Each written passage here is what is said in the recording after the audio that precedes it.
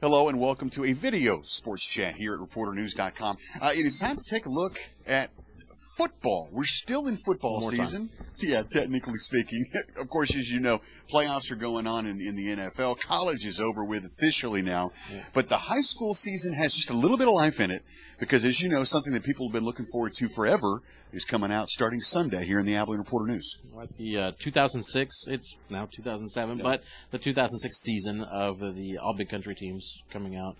I guess the teams starting to come out on Tuesday. On Sunday, we're going to have a column by Evan Wren kind of recounting the top games that he saw. He's our big country writer, so he saw a lot of games this year. He's going to go through maybe the top 5 games that he saw. A lot of overtime games, a lot of last play of the game. He decisions. Had, especially the first 7 games he had this year. Right. Every one of them amazing, and then toward the end, his luck ran out. Right. By the way, I didn't introduce this. Troy Shockley, beat reporter here at the Abilene Reporter News for the sports department. Let's talk a little bit about this. You know, with the Associated Press and their state teams, it's comparing apples and oranges, really. Right. You're talking about some guy from Amarillo versus some guy in Houston. Right. This is nothing but the schools that are covered and serviced by the Abilene Reporter News. 78 teams, I believe, that we cover. And that's a roughly 100-mile radius around Abilene, and we do divide it into class. You've got your Class A kids, all 6-man kids even too, because the AP doesn't do a 6-man team. Right. The coaches do a 6-man team, but we do one as well. So we'll get. So you got a 6-man, 1A, 2, 3, and then a 4 and 5. Right. We combine the 4 and 5 just because there's not very many schools, so kind of combine those, and then on next Sunday we'll have the super team. Now, how does this divvy up? You've got your starters, and then you've got. We'll have just like a football team on the field. We're not handing out 4 starting quarterbacks. It'd be nice, and sometimes it's hard. You got to put some kids that would start almost any team in the area. They don't get a starting spot, but to make it really a high award for these kids, you can only have 1 starter at positions. So you do it just like what the football team would be. You've got a quarterback, you got a couple running backs, 3 receivers, that sort of thing. And then there's going to be some honorable mention kids. I mean, we're not going to just not mention those kids at all. Right. So they will get in there. There's got to be some tough decisions, when you guys meet together and come up with who's going to be these starters. Right. And you just coming to mind, obviously, there were a million great 2A teams in the big country. And in 1A, too, you had some very dominant teams, some good middle-of-the-road teams like Ranger and Albany, but then you had some killer teams like Roscoe and Goldthwait. There's, in Class A, I believe there's going to be 4,000-yard rushers that don't crack the starter. Wow. 1,000 plus. There's 1,500 yards might not be enough to make it onto the starting lineup, which is crazy. And how do you judge that? Do you start dealing with the impact the player had or how far they went? A little bit. Yeah, I mean, stats do have a part in it. You can't deny statistics, but we also like to look at, what did this guy mean to his team? Take this guy off the team, what happens? So there is sort of some intangible there, that is a lot of times used to break some of those ties where, look at these kids' numbers are all great.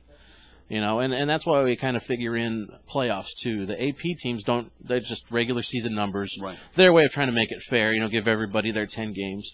But I think figuring in the playoff numbers helps too, because you look at a team, well, this kid led his team to the playoffs. You look at Brownwood.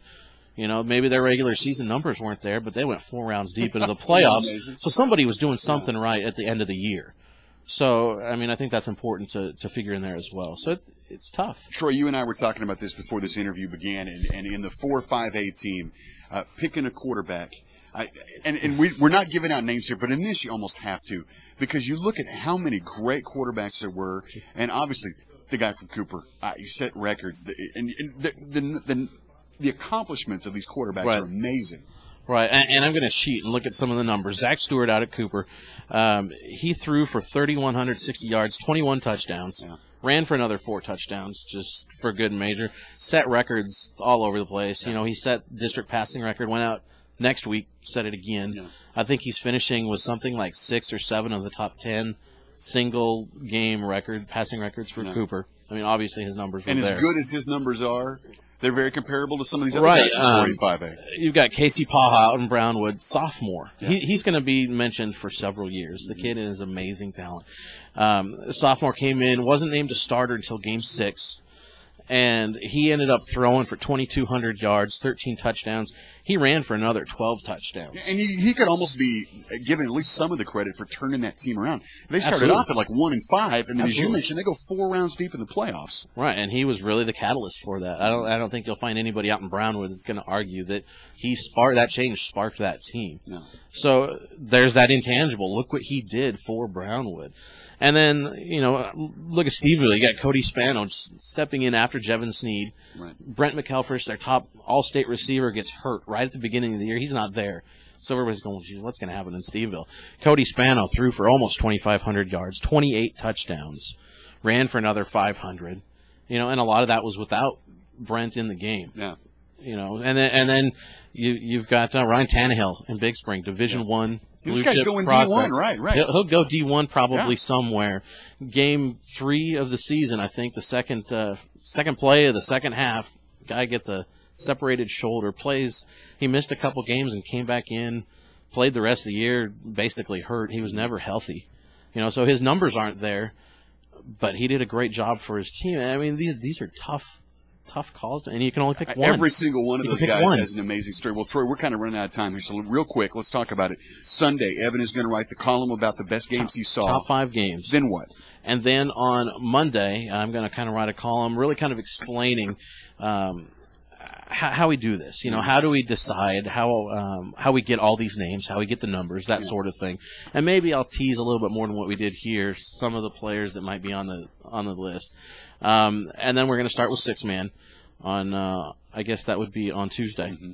And then running all through the week. 1A, 2A, 3A, 4A. Right. 4A and 5A is 1. Right. And then the super team, best of the best off of all those teams on Sunday. All right. Troy Shockley, thanks for joining us here.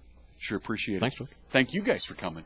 We'll catch you next week right here with either a video or an audio chat. We're multimedia here. Right. And it might be basketball. It might not be football. It might be basketball next week.